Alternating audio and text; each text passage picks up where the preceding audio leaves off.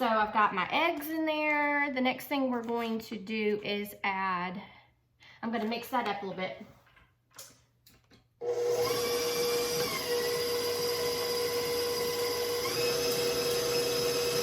Okay, now we're going to do flour. This is very, very important. On your bag of flour that you get, it'll usually say pre-sifted. Well, that's great and everything, but when you're making cake and you're making breads, you do not want your bread or your cake to be super, super heavy. And it becomes heavy because your flour is compacted. Because when you tap it down, look at that line. It's kind of like sand. It all just smooshes together and gets real heavy and hard. You don't want that. You want your flour for your cakes and your breads real airy and fluffy. So what I do, I use, this is called a sifter. And you squeeze the handle here and it moves this little down here and it aerates your flour for you. And I just put it over a little glass jar, sit it on there, and then I'll show you what I do. But you always want to do this with cakes or breads, because, or really and cookies, if your cookies will be heavy too. So anytime you cook with flour, you always want to sift again, because that flour settles in your packaging and in your bag or whatever you keep it in. It will settle and it will become very, very heavy, and your product that you're cooking is going to become heavy. Let me kind of tilt this down so you can see how I do this. I just put it over a bowl and I just aerate it. And you can kind of see how fluffy it looks. Let me show you how clumpy it looks there. And look how fluffy it looks in here. So you can kind of tell the reasoning why it's so important to use a sifter when you're cooking or baking.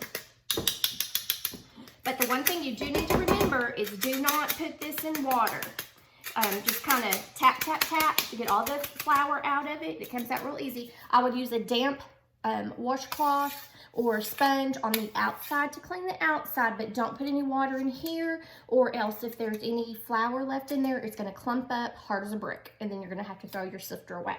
So all you do, tap, tap, tap, run over the outside with a damp cloth. Okay, so we are going to be putting 1 cup of flour. We're going to do 2 cups of flour, this all-purpose flour, because I'm not using wheat flour. I didn't want to do that.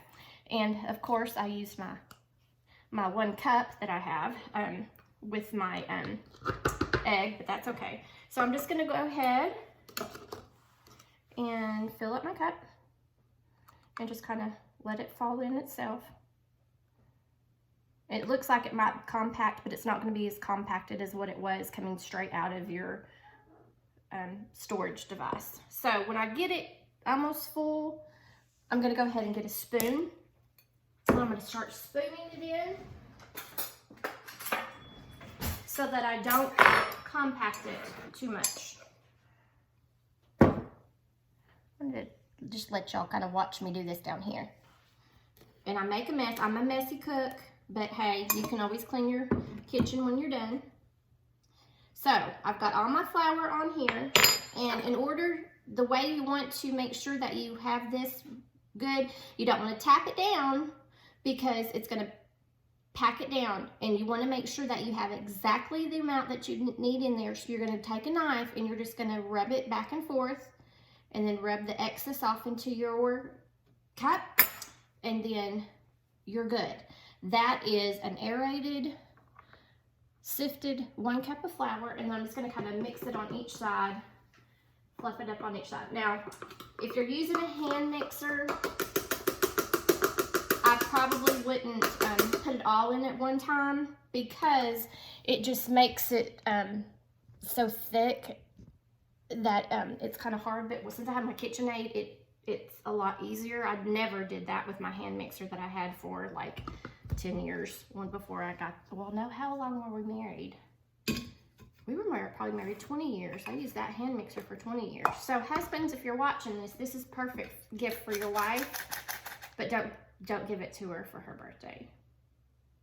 Just give it to her just randomly. Now, if she's ever said, don't give me appliances, don't give it to her. Just give it to her.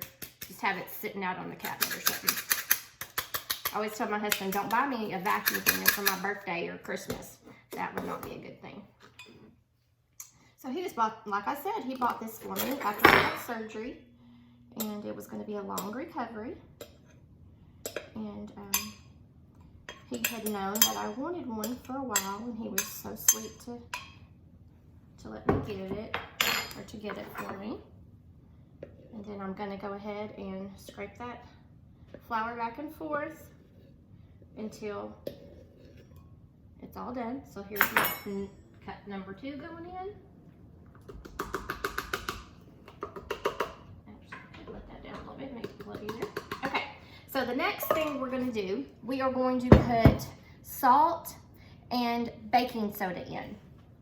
I'm making 2 loaves of banana bread, but I'm not doubling my recipe. Sometimes when you double your recipe, your salt, if you double your salt in your recipe, when you're doubling it, it makes it wonky, and sometimes you can get too much salt in your recipe.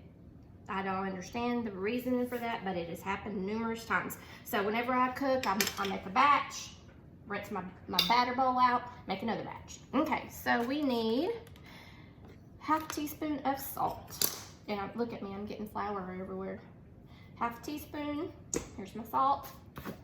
And don't ever pour your salt over your cup or your bowl that you're mixing in, because it never fails. You'll accidentally spill, and then it's going to spill all over, and then you can have massive amounts of salt in your recipe, and you'll have to throw it all away, just like the green egg.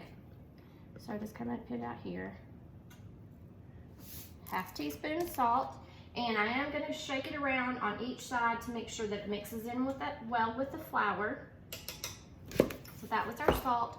The next thing we're going to add is going to be baking soda.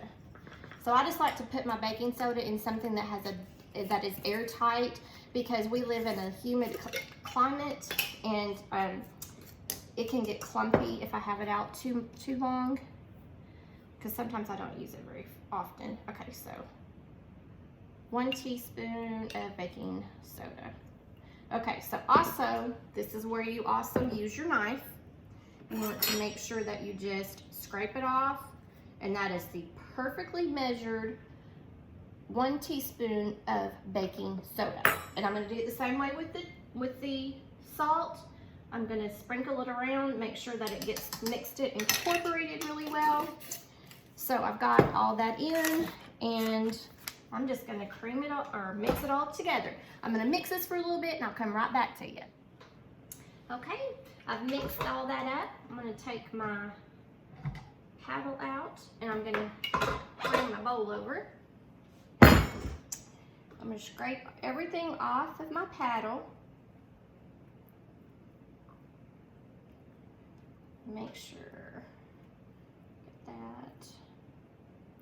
Of course, if this was like chocolate chip cookies, you know, you can leave some on that paddle and lick it. So that'd be really good. So what I'm going to do now, just going to scrape the edges of the bowl, because there's little pieces that didn't get incorporated very well. You just kind of, the last stitch effort, you do that and mix everything in. Do 1 or 2 big things like this, and then I'm going to get my vanilla. And I've always measured vanilla like this my whole entire life. This is how my mother taught me. I get my vanilla, and I get my lid to my vanilla. I do a capful.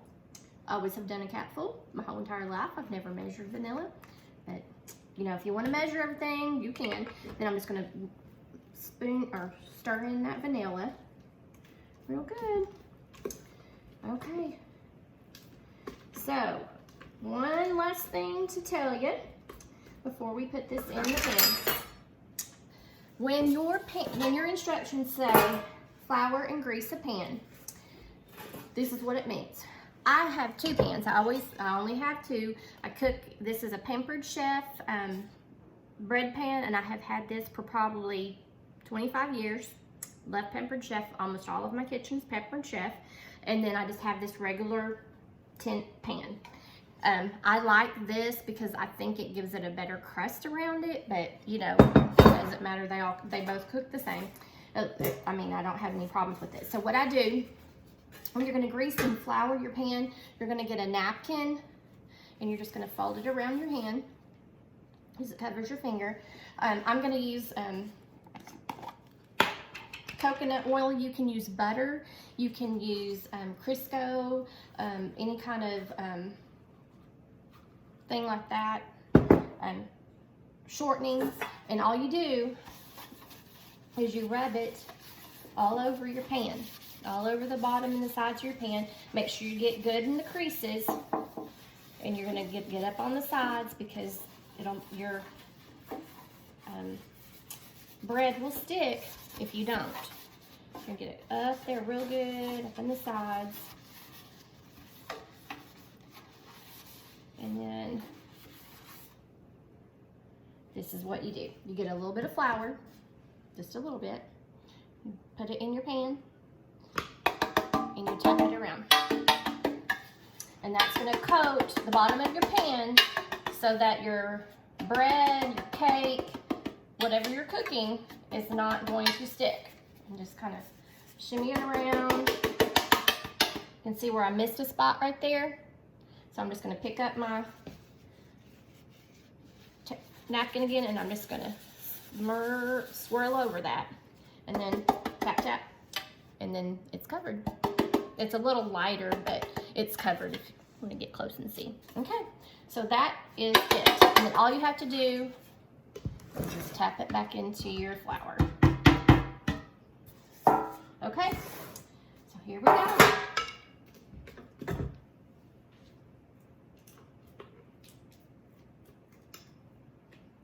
And then we're going to cook this on 350 for about 50 minutes.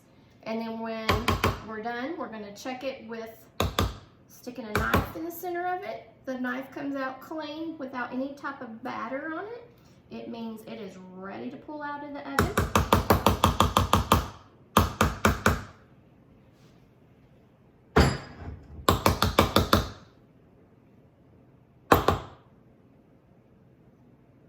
Okay. And then, if you don't want air bubbles in it, you can drop it just down on your cabinet, and it'll make the air bubbles come to the top so you don't have big air bubbles in your bread. So here we go. I'll put it in the oven for 350, and then I'll be back in about an hour to check it and take it out.